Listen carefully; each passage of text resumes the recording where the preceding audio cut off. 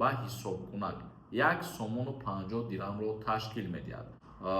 баъзе ҳолатҳое мешавад ки ба ягон сабаб мисол аз рейс мегардонанд. Салом тамошобинони барномаҳои Сорбон Сафаров. Як мавзӯи нав пешкаши шумо мегардонем, бо диққат то охириша гӯш кунед.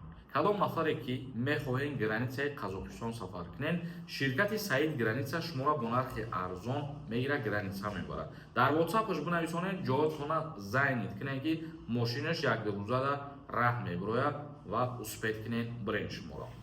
Шурӯъ карда аз 1 январи имсол дар ҷумҳурии Тоҷикистон тарифҳо барои оби нӯшокӣ, кашонидани партов ва дигар намуди хидматрасониҳои коммуналӣ барои аҳолӣ 15% ва барои корхонаҳо 30% гарон шуд.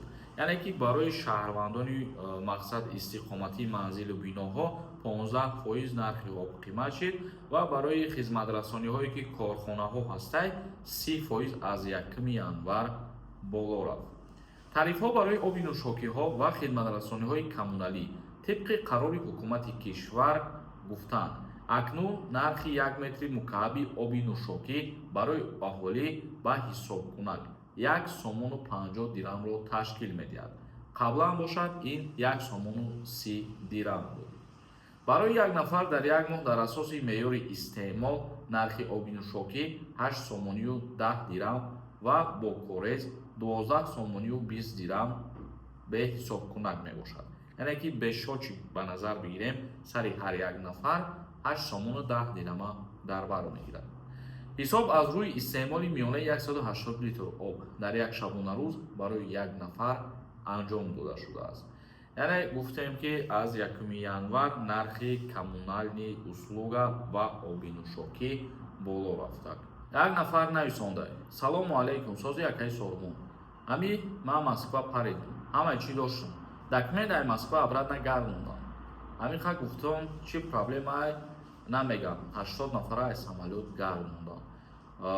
баъзе ҳолатҳое мешавад ки ба ягон сабаб мисол аз рейс мегардонанд. ин чиза хитон медонед, тақрибан 1 сол зиёд шид ҳамин ҳолат рафтаистад. ва барои баъди гардондан оё шуморо запрет мондиян ё ин ки не ҳамин чиза хоҳед донистанд, метавонед ба ҷои шиноснома ба раводид дар шаҳри Душанбе бирен отпечатки биспоред ва линияҳотона проверка мекунед. Як нафари дигар нависондай: салому алайкум, ака сози хубӣ, 10 январи соли 2026 27 сола шидам. Хизмат мебаранд мара? Илтимос ҷавоб диҳед. 27 сола шидем, шумо аллакай аз даъват ба хизмат озод ҳастед. Расулов нависондай: салом акаи Сорбон, ман якуни моҳ шуд омадам Россия. ҳуҷҷат карда натонистесам, не регистратсия, не патент. Ман метавонам граница бирам биём, документ мекунанд ё ин ки не?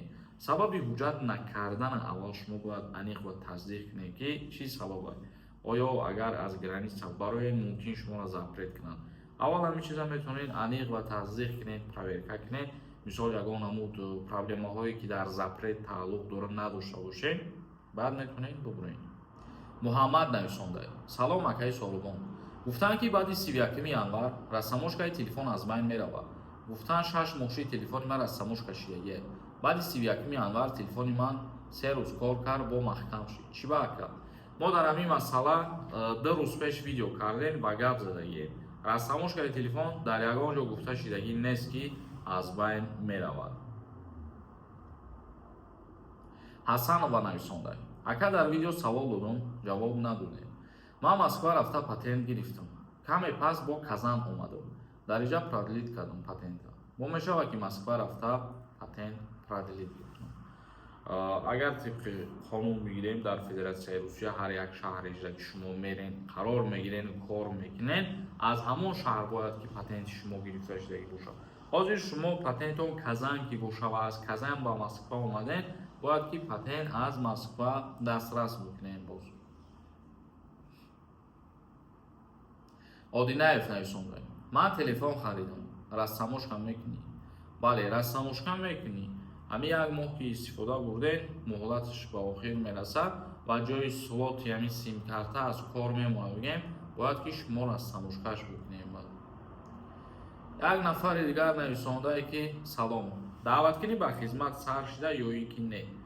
даъваткунӣ ба хизмати ҳарбӣ сар шудагӣ нестай. ҳозир призови баҳорида оли вақт ҳастанд.